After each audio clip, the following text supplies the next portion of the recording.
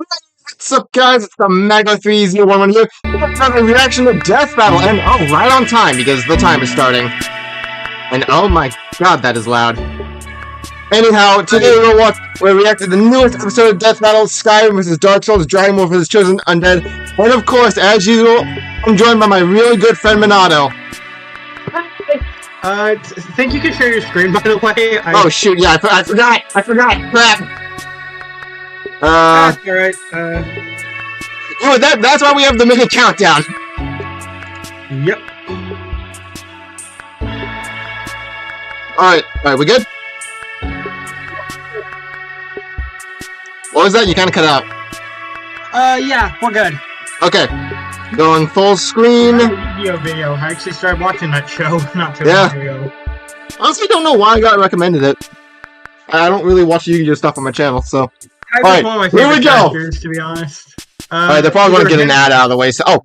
My main favorite is Joey, though. Just get rid of subtitles. Dismiss. Alright, here we go! Huh. Brandon sponsored the episode. Neat. The Chosen Undead, the accursed god killer. Go and turn the volume up a bit. The last Dragonborn, the dragon-slaying savior of Skyrim. Resigned to captivity, these two demi-human heroes embrace their death. So you think Dragonborn is gonna win? Very gods themselves. Hell yeah. From what I've seen, I think I agree, but we'll see. Apparently they can, but They're talking about the arsenals. They're talking about like the varied arsenals real quick. Maxing out all of their stats. Last Dragonborn gets a lot higher when we use high ends, so. Yeah. And it's our job to analyze their weapons, armor, and skills to find out who would win a death battle. I've seen like 1 3-second clip of the animation. That is the most spoilers I'm going into with this. The heroes are dead or mad. And I didn't even watch the preview at all. Yeah, I don't watch the preview, and it was like part of the preview that I got the showed the clip of. And die. Too bad for them. That's the one thing they couldn't do. The world has been gripped by the undead curse, turning anyone with a mysterious dark sign into mindless, violent hollows upon repeated soul-crushing deaths. But there is a prophecy of a chosen undead who will journey to Lordran, the home of the gods, and save the world. Rotting away in an asylum, all it took was an assist from an unlucky knight and a giant raven before one unlikely hero was ready to claw their way through their progenitor's forgotten homeland. Alright, sorry about bringing the tab up. I just want to make sure everything was recording properly. Purpose, an undead will always resurrect at the nearest bonfire. Now they might slowly lose their memories. So, do you think we're going to see any resurrections during this? Probably, since it's something that they clearly mentioned it in the lore, so. Yeah, I feel like the way they're bringing that is. I feel like Dragonborn's going to be killing him multiple times. Toilet demon. And they can have their souls torn from their very body, because undead humans don't need their souls to survive. Just pop some of that spicy Sunny D, and they're good to go. If anything, it seems like they get off to it. And speaking of souls, they can absorb the souls of their fallen enemies to increase their power. They're a master with swords, hammers. That resurrection is why, like, and that's without Wait. I actually think that Chosen Undead might win. I know Dragonborn. I'm not familiar enough with either of them to comment on that. I know Chosen Undead has resistance to like his soul being stolen, but could Dragonborn potentially steal the souls that he's absorbed? Is that possible? My best guess is that Dovahkiin has a counter to Chosen Undead's respawning. Just like kick bets on top of the campfire. Pillar-sized arrows and one-shot dragons out of the sky. It wouldn't surprise me. The Moonlight Greatsword, produced from the ass of the albino dragon and founder of sorcery, Seath the Scaleless. This baby's a universe-hopping anomaly that can fire powerful sword beams and just looks so cool! The Chosen Undead has learned magic from the greatest practitioners in the world. They can create shockwaves, form defensive barriers, reflect damage, throw balls of flame, control minds, fire magical crystal spears, turn invisible, and toss bolts of sunlight strong enough to peel the stone scales off of mortal dragons. So their pool of magic is pretty limited. So if it comes down to it, they can shut off all magic in the vicinity with the miracle vow of silence. Preventing Oh. anyone from speaking any spells aloud, including themselves. With this incredible Okay, arsenal that's gonna be big. paid to the stamina bar, the Chosen Undead was rolling their way to victory. A roll so powerful it bends the laws of space and warps them through attacks like they weren't even there. Though sometimes it doesn't work and it's bullshit. That's just a game mechanic, but great to use when you're panicking. They've defeated Nido, the god of death, the bed of chaos, the mother of all demonkind, and Calamite, the strongest surviving ancient dragon. That was when the Chosen Undead was dragged back in time to face the fallen knight Artorias, the greatest warrior in history. And not only defeat him, but accomplish the greatest feat attributed to Artorias' legend, the destruction of Manus, the father of the abyss that threatened to consume the world. They've even beaten Okay, so Chosen one world Undead level from feat, alternate okay. worlds, like Planet the level, yeah, Buddy that's- in the that's gaming. swinging. So there, praise the sun, bro. And soon they were approached by these two slithery freaks. One said to link the fire, and the other said to let it die out, which totally makes sense. Wiz can explain it. Don't look at me. Dark Souls lore is as notoriously convoluted as the flow of its time stream, which is why we have a true expert in the realms of nerdom to explain it for us. Oh, Jocelyn. You wouldn't believe how many item descriptions, forum posts, and moody 2013 It's nice to see Jocelyn again. to watch through for this. It's story time, kids. In the beginning, the world was unformed and static. Then suddenly, the first flame burst to life, and with it, the concepts of heat and cold, life and death, energy and time, light and dark. Sounds like a mythological Big Bang. The gods were granted immensely powerful souls from the first flame, but their greatest fear was the soul possessed collectively by the race known as humanity, the Dark Soul. The Skyfather Gwyn feared humanity's immortality, and so sealed their dark souls within them. But as humanity reproduced, the Dark Soul collectively grew and the first flame waned. Turns out humans were naturally undying, or according to the gods' propaganda, undead. Gasp! It's all a conspiracy. The undead curse was a lie! Linking the fire means using your very soul as fuel to keep the first flame burning. If an undead champion believes their immortality is a curse, they'll do anything to prevent it, including burning fragments of the Dark Soul to keep the Age of the Gods going. So you're a pawn in a game played by decrepit gods desperately clinging to power. I understood none of that. They might look like a depressed Me guy for no neither. reason, but in order to link the flame, I their have soul 0 must be hours into strong Dark enough Souls to and maintain the Same flame here. and the 5 flame hours into time for Skyrim. another 1,000 years. Other similarly powerful undead across time are swift enough to dodge lightning and even light itself.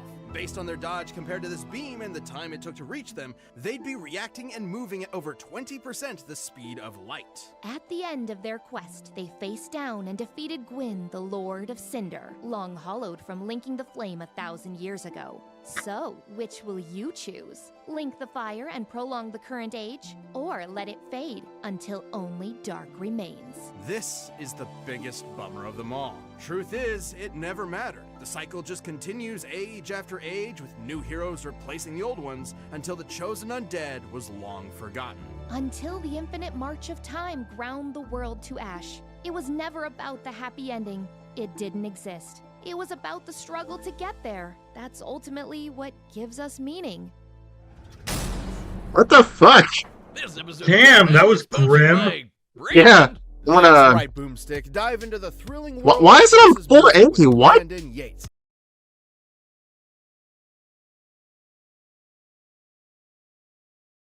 It's not flickering That's for right, me. Boomstick. Dive into the thrilling world of That's music right, with Boomstick. Brandon That's Yates. right, Boomstick.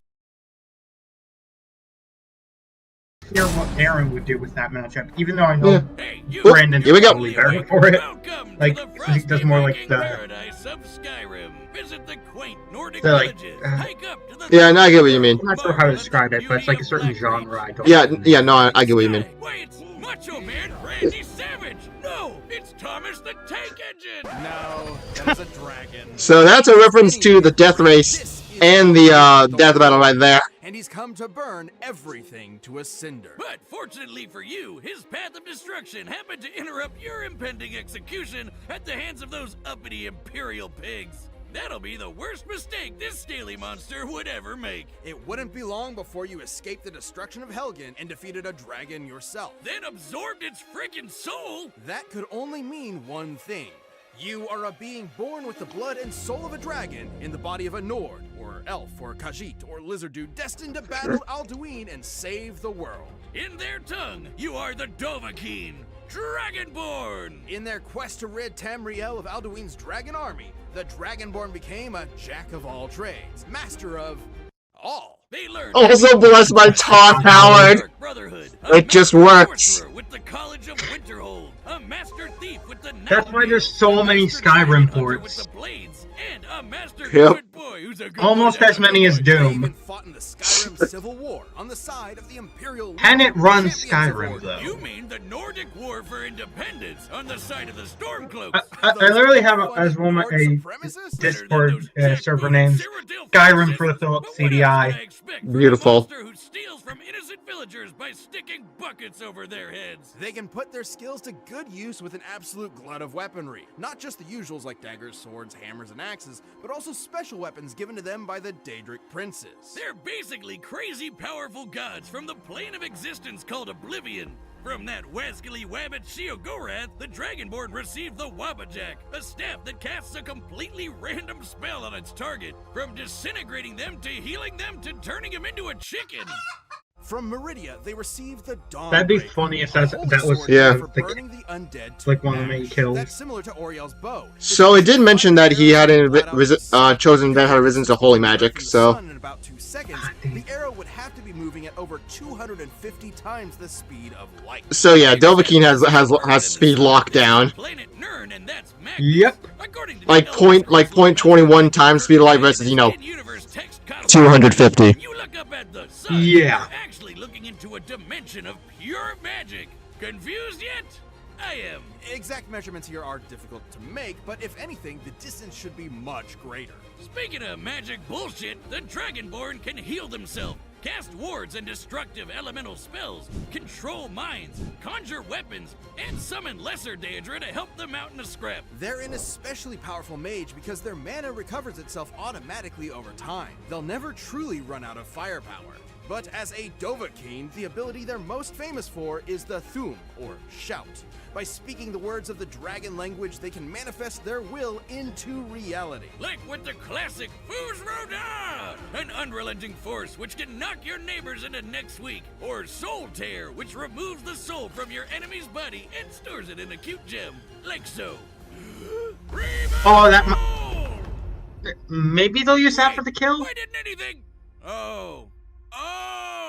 Student loans, man. Something had to cover Oh. the down payment. Oh. With these shots, the Dragonborn Oh, received yes. country-spanning I was spells, not slow down expecting time, that. and even Holy harm shit. Dragonverse. I was not either. Dragons may I was be expecting the obvious, but they pulled a sucker punch. I was not expecting Wiz to not have a soul. Of the chief god of Tamriel's pantheon. Why do I feel like that's gonna be a game changer for a Wiz versus Boomstick? If they happen to take any damage, that'd be funny. Or nosh on a cheese wheel and be good as new.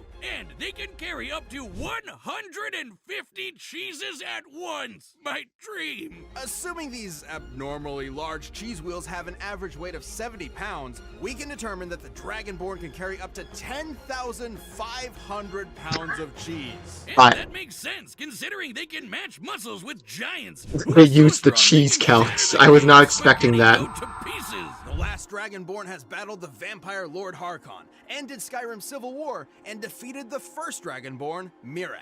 And according to the book The Guardian and the Traitor, Miraak was powerful enough to tear apart the island of Solstheim from Skyrim's mainland. By comparing the size of various countries on Tamriel's map, we can determine that Solstheim is a landmass nearly 1,500 miles in diameter. In order to move that much land over the course of their fight, Miraak's magical prowess must have output an energy over 300 teratons. Okay, that's island level versus planet level. That's a point for Dragonborn. I mean, not Dragonborn, Chosen Undead. Crazy when shouts can get strong enough to shake They- the world itself. Oh, never mind.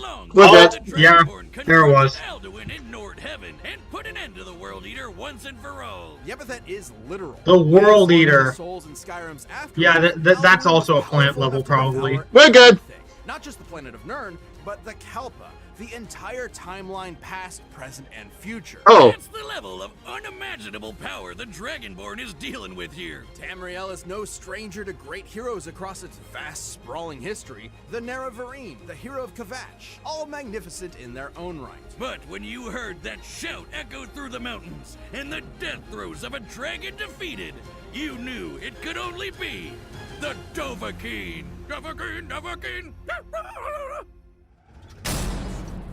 alright, so, Hey, yeah. Wiz, did you know that I We're can- both on Dragonborn? How? I'm rooting for and betting for Last Dragonborn. Yep, rooting for and betting on. Death Battle video or the YouTube channel. You can pick from 3 different tiers full of extra goodies. Base form champions get special badges, emojis, live chats, and the Death Battle Discord. Right, if you go with Planet level, Since we're not you going to can be watch all able to sorts talk of about it, like, exclusive videos and see the battle before anyone else. the Then there's analysis or Galaxy whatever. level, which nets What do you you think is gonna be a next? whole Rooster Teeth first membership and the I don't know. ultimate destruction. I generally, I can't even guess. And like I said last night, that I don't want to guess just because I did kind of get an idea, but not really. If that, I'll explain after next revealed.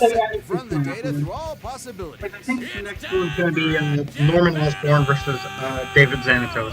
Alright, we'll see then. Alright, let's get into this. Go and stop this fool who would let the flame burn the age of humans to ashes. The Ancients of Dark will do anything to snuff out the light. Save us, Chosen Undead. Oh, nice. Starting off with the shout. Also, just god damn, it looks beautiful. Yeah, it does.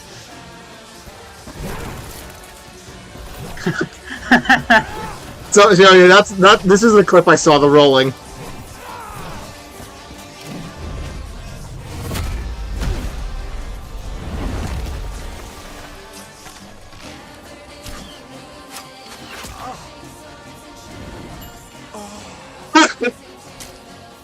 Onto the knee. Oh, that's a bit bigger. Damn. Wait, you can slow time down?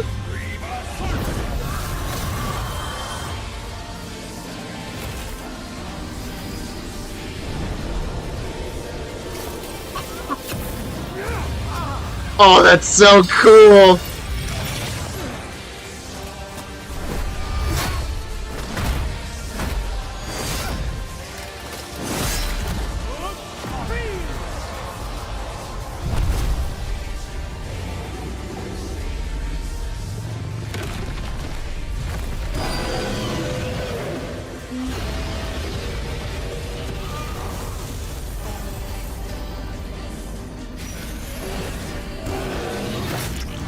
Oh, that's an actual, that's not a summon, an actual dragon just showed up.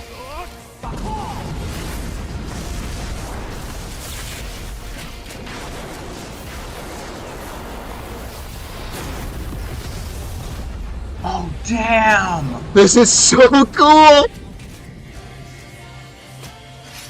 Okay, that's the final sword, definitely. Versus Dawnbringer, yep.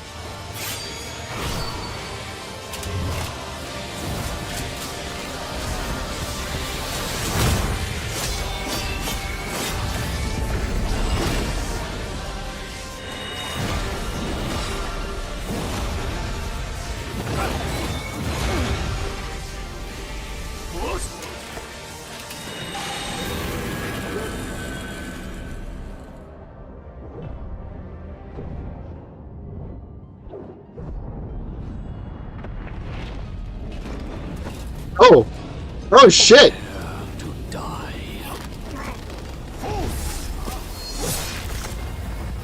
Oh, shit. Save this world, chosen warrior!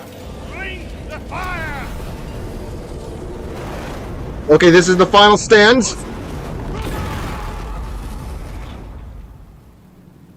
Let true dark be cast upon the world. Our Lord hath returned.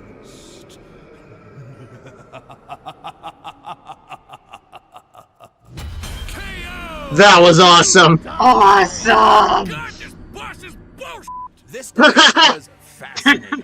The Dragonborn had a wider variety of training, better access to summons, and magic that passively regenerated, as opposed to the Chosen Undead's limited pool of magic. Vow of Silence was a slick counter to the Dragonborn's magic and shouts, but it wouldn't last forever. The Dragonborn was significantly faster, too. The Chosen Undead could dodge beams of light, sure, but Oriel's bow could fire arrows that move at least 250 times that. But none of that mattered if the Chosen Undead couldn't stay dead. You'd think the Dragonborn's anti-undead weaponry like Dawnbreaker would be an easy solution, but the undead of Dark Souls aren't really the same as Draugr from Skyrim. Skyrim undead are more like those classic reanimated skeletons. But remember the conspiracy. Humans in Dark Souls are naturally immortal. They're not actually undead. Soul Tear wouldn't have been much use either, considering humans in Dark Souls can have their souls removed without dying. So why didn't the Chosen Undead just keep coming back until they eventually won?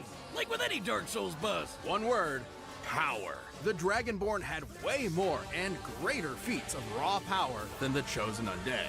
Oh yeah, like summoning country-spanning storms with a single shout, or defeating Mirak, who split a continent. There's also the lore. Both characters are essentially mythological demigods in the same kind of vein as Hercules or Sun Wukong.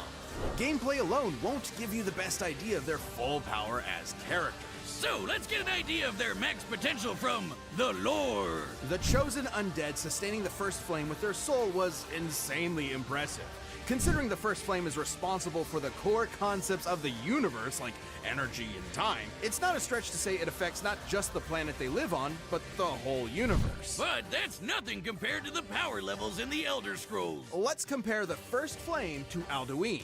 Both literally run on the power of souls, and both can be directly scaled to our combatants. Alduin had strength to consume the universe, not just Nirn, but the Kalpa as well. You know those planets you see in the sky? According to cosmology, those are actually separate, infinitely big planes of reality. Alduin was going to eat infinity. Multiple infinities. Okay. In comparison, the First Flame is powerful enough to sustain a universe and the flow of time. But it can't be infinite, otherwise it never would have faded to begin with. And that meant the Chosen Undead just wasn't powerful enough no matter how many times they revived. With that much of a difference in power, the Chosen Undead would eventually lose their will to fight and go hollow.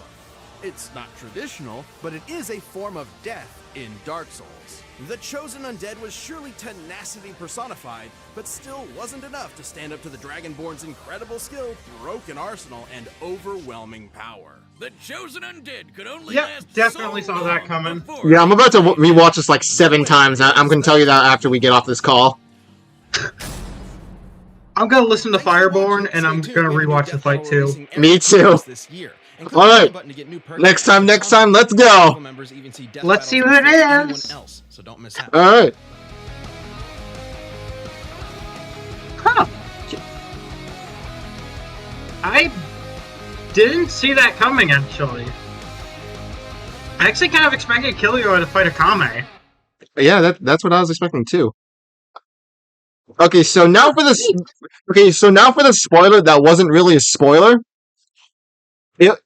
It was basically just a blurred image with the caption, "What the fuck was that next time?" So what do you think it was going to be? I had no idea, but like that pretty much just instantly told me, okay, it's not a matchup people are expecting. Huh. So like that's basically that doesn't sound like a lot of spoiler, but like it does rule like a lot of shit out. Yeah, that is fair. So that's why I just like said, okay, I don't want to comment on it. But yeah. Also, it's 2 new reps. I definitely know my friend's gonna be looking forward to this because he's like a huge Hunter fan. What did it say?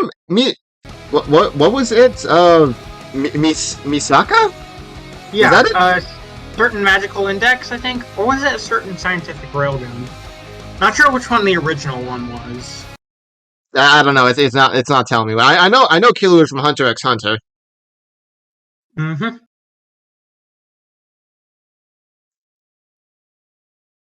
I mean, I know my friend probably would have rather seen Cars versus Miriam. Meruem? I don't know how to fucking pronounce it. I probably butchered that. Yeah. But yeah. So I guess next time is kind of just neutral for me. Yeah, I'm vaguely rooting for Killua since I do have interest in checking out Hunter x Hunter at I some do point. want to watch Hunter x Hunter, so I guess I'll probably be rooting for him as well. But like, I have no idea what Misaka is from. Never even heard of her. So yeah. I But as for the what I episode, know about, I'm pretty sure I've heard something about how certain magical index stats are kind of broken to the point where. So you know Magneto's other popular matchup, Accelerator, right? yeah, The consensus was that Accelerator wins. So shit. from what from what I remember, apparently Accelerator like started off as a villain, but like eventually like became like a regular member of the group or whatever. Yeah, Misaka probably scales to Accelerator. I think series got like I don't even know. I'm probably just gonna say make a bunch of random guesses, but like from what I can guess, Killua probably dies. Alright, well, good thing I'm not really going into this battle with, hopes for anything, so. So Alright, but as for the yeah, this episode, one, you think holy this one shit! was better than Ant-Man versus the Atom? 100%! Yep, agreed. God damn! Okay, Ant-Man vs. Adam was good, and I will admit the kill for Ant-Man vs. Adam is a lot better. It's definitely better. But like, holy This is shit. easily a 9 out of 10. Maybe 10 out of 10, 9 out of 10. Definitely higher than Ant-Man vs. Adam, which is, I'm I'd say not sure it if was I an like 8 it. out of 10. I mean, I probably don't like it as much as Sauron versus the Lich King, but like, maybe it'll grow on me. Who knows? It's a really good episode. I can tell you that much. It's great, fantastic, even. I think I might like it a tiny bit more.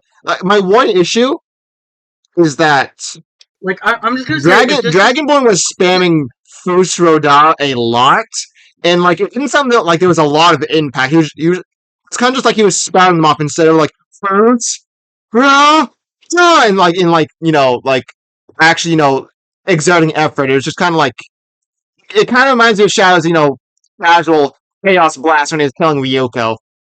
oh yeah, I like that. So it lacked impact for me, if that makes sense. That's fair. I'd say let's see. I forgot what I was gonna say. Oh right. I was gonna say if this is only the second episode, we've got a great season to look forward to. Oh, without a doubt. So hang on. Oh, because it's like lighter electricity and it's like a certain scientific railgun. So that's where the beaker or whatever is from. So huh. It might actually be going clockwise, counterclockwise, like you mentioned. Wait, I thought they would like so immediately. weird, though, because I kind of expected the Halloween special to be the pentagram with Nero versus Hellboy. Now I have no idea what the hell it's gonna be. Honestly, I'm still sticking to my guns that the suit is Kazuya versus Wesker, though. I'm Maybe just saying, Kira versus Adachi. pretty much the entire Death Battle subreddit had some general consensus of what the fights were going to be. This has just thrown all that out the window. All of Yeah. it. It's so weird that so many people expected that like Beaker to be fucking Bowser versus Eggman. I did not see Bowser versus Eggman. Yeah, I I didn't thought really for see the comparison. I thought for certain it was Bowser. going to be Dexter versus Jimmy, if anything. Yeah, that's what I was thinking too. Let's see. All right, well, that should do it for this episode, right? Yeah. That's one incorrect prediction so far.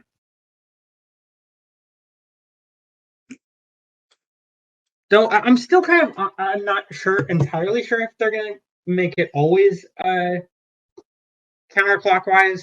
As I said, They could still throw a curveball. sorry, I sneezed. It's fine.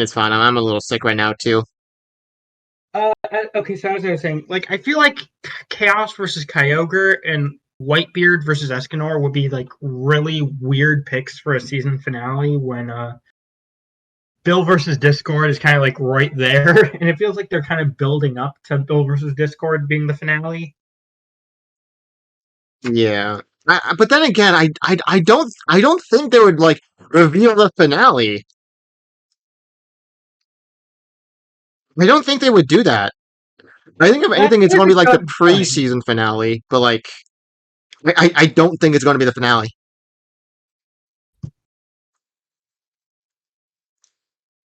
That really begs the question, though. If it's not the finale, what is?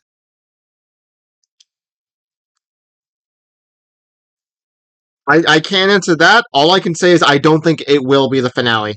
Like,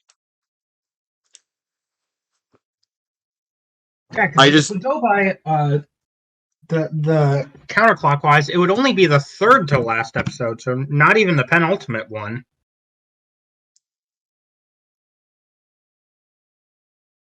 I don't know. We'll have to see. We'll have to see. We'll just wait and see. We'll just kind of be keeping track of which matchups are which on the.